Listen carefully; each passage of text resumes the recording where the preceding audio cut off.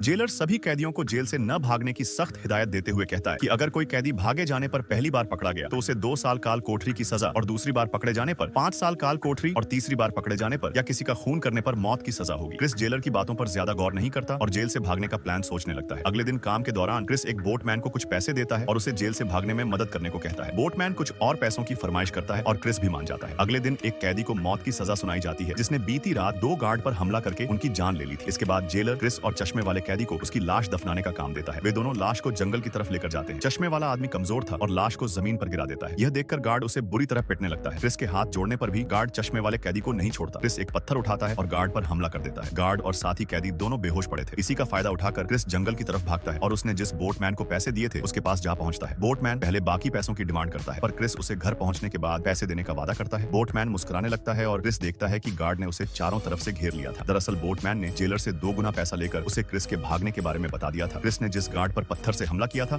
उसकी मौत नहीं हुई थी, जिस कारण क्रिस को 2 साल का एकांत कारावास होता है। कारावास के दौरान कैदियों को दिन में सिर्फ एक बार गंदा सूप पीने को दिया जाता था। कुछ दिन बाद जेलर का आदमी आकर क्रिस की पिटाई करता है और कहता है आज से तुम्हारा खाना पानी बंद। लेकिन कुछ दिन बाद एक बाल्टी अंदर आई और क्रिस देखता है उसमें एक नारियल और चिट्ठी आती है जिस पर लिखा था आज से तुम्हें रोज एक नारियल मिलेगा। क्रिस कई दिनों से भूखा था और नारियल को बड़े चाव से खाता है, मगर कुछ दिन बाद जब बाल्टी अंदर आती है तो जेलर खाना लाने वाली व्यक्ति की हत्या करवा देता है। जेलर क्रिस से खाना भेजने वाले व्यक्ति के बारे में पूछता है और बदले में उसकी सजा कम करने को कहता है, मगर क्रिस खामोश रहा। जेलर के बार-बार पूछने पर भी क्रिस ने नाम नहीं बताता और जेलर सजा बढ़ा देता है। साथ ही चारों तरफ से आने वाली रोशनी को बंद कर देता है और खाना भी आधा कर देता है। क्रिस को कई हफ्तों तक बिना खाना पानी के रखा गया। वह अब भी जिंदा मगर बेहद कमजोर हो गया था। जिसके बाद गार्ड क्रिस को उठाकर अस्पताल लेकर गए जहां क्रिस की उसी चश्मे वाले व्यक्ति से मुलाकात हुई। वह अब भी जिंदा था। क्रिस समझ जाता है कि नारियल किसने भेजा था। साथ ही कैदी क्रिस को जेल से भागने का सुझाव देता है। अगले दिन जेल में एक पार्टी रखी जाती है जिसका फायदा उठाकर उन्होंने सभी की शराब में नींद की गोलियां मिला दी थी। अचानक मौसम बदला और तेज बारिश होने लगी। फिर दोनों ने दीवार लांघी और भागने लगे। चश्मे वाले आदमी ने पहले ही नदी किनारे बोट का इंतजाम कर रखा था। फिर दोनों नाव लेकर समंदर में निकल पड़े। वे लोग जेल से काफी दूर आ चुके थे। अचानक तेज बारिश होने लगी। समंदर की तेज हवाएं और समुद्री लहरें उन्हें किनारे पर फेंक देती हैं। अगले दिन जब वे जागते हैं तो खुद को एक इंसानी बस्ती में पाते हैं, लेकिन जेलर को उनके ठिकाने का पता चल गया था और एक बार फिर क्रिस और उसका साथी पकड़े जाते हैं। 5 साल पूरे होते हैं और क्रिस एकांत कारावास की सजा पूरी कर लेता है। इसके बाद गार्ड उसे एक दूसरी जेल में शिफ्ट कर देते हैं। उसके चश्मे वाले साथी का क्या हुआ जानने के लिए सब्सक्राइब करें।